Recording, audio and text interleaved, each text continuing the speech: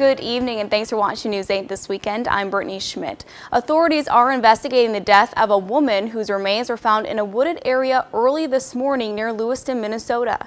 Winona County Sheriff Ron Ganrud says the woman's body was found around 12:30 this morning. The body found in a wooded area in Lewiston, Minnesota early yesterday morning has been identified as that of a 24-year-old Lewiston woman, and authorities are holding a 23-year-old man they suspect in her death. A Wisconsin high school is still recovering after traumatic events unfolded at their senior prom.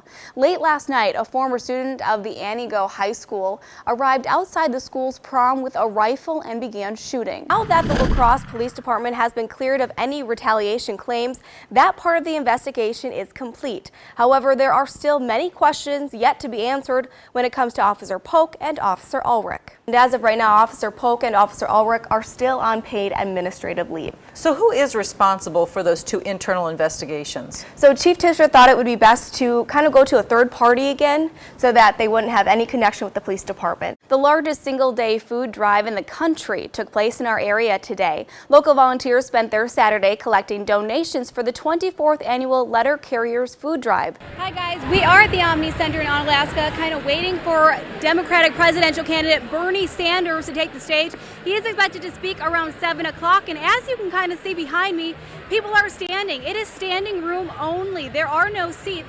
So the arena can pack in quite a few people, probably hundreds, and people are still filing in and going through security. Hey Nick, we are just moments away from Ohio Governor John Kasich taking the stage. Dozens of people are here in West Salem at Riversteel waiting for him to talk about what he can do for Wisconsin as well as what he can do for the country as president. Now, John Kasich is currently the Ohio governor and has held that position since 2011. GOP presidential candidate Donald Trump talked to more than 1,500 supporters here in La Crosse today, asking Wisconsin to help him secure the Republican presidential nominee.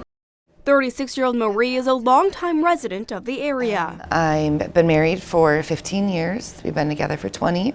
I have a son and a daughter. Her kids keep her going. It's nonstop. But about 3 years ago, she ran into some medical issues and started using painkillers. I had a script for them. When those no longer numbed the pain, Marie moved on to something stronger and cheaper. Heroin. Said it would just be a one-time thing, it's no big deal, whatever. Did it once and that was it. All it took was one dose and she was hooked.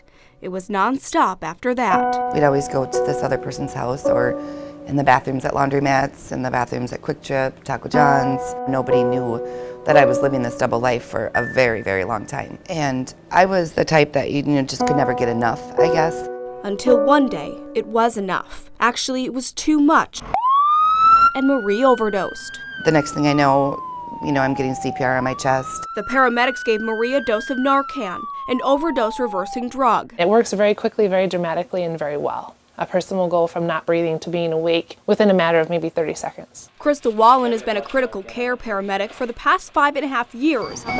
And she says an emergency call for an overdose Anybody calling? Nope, you're good. is more frequent than not. Likely at least once a week, sometimes multiple in a day. Last year in 2014, we administered Narcan 242 times. One of those doses was given to 23-year-old Megan. I was with my boyfriend at the time, and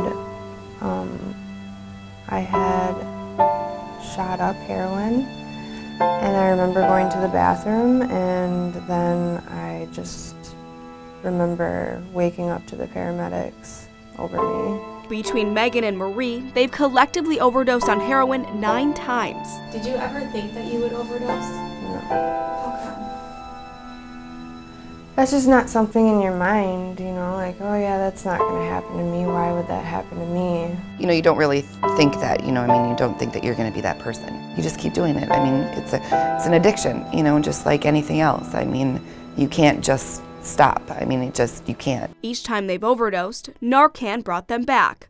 But the price of saving a life has increased over the years. We've more than doubled since 2012. The executive director for Gunderson Tri-State Ambulance says the paramedics used to carry a 10 cc or 10 milliliter vial of Narcan. That was what we call a multi-dose vial.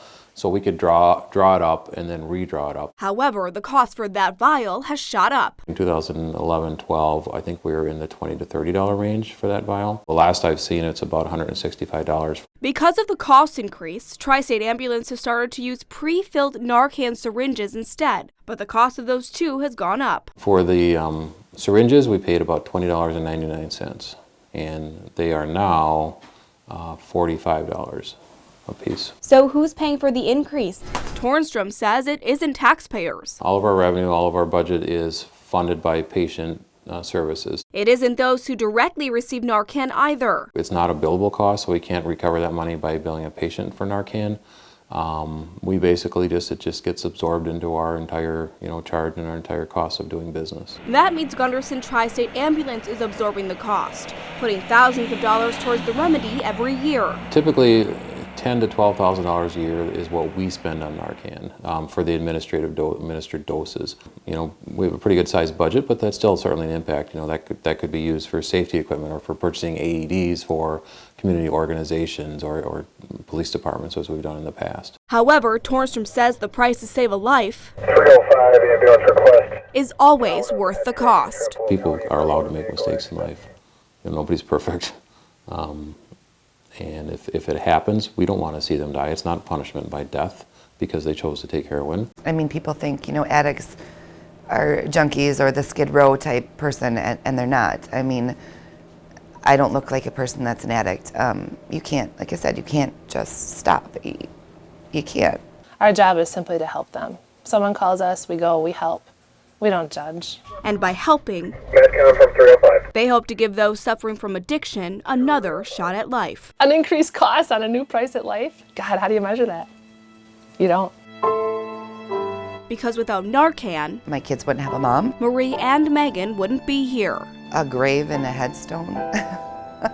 I mean, I hate to be so blunt, but yeah, I mean, I'd be 6 feet under. Long time ago. I mean, I wouldn't be here. I would not be here if there was not the Narcan. And they wouldn't be excited about their drug-free future either. I want to go to school, live a normal life. Because of the Narcan, I'm able to wake up with my kids every morning, kiss my husband goodbye, come to work, enjoy life. In La Crosse, Brittany Schmidt, News 8.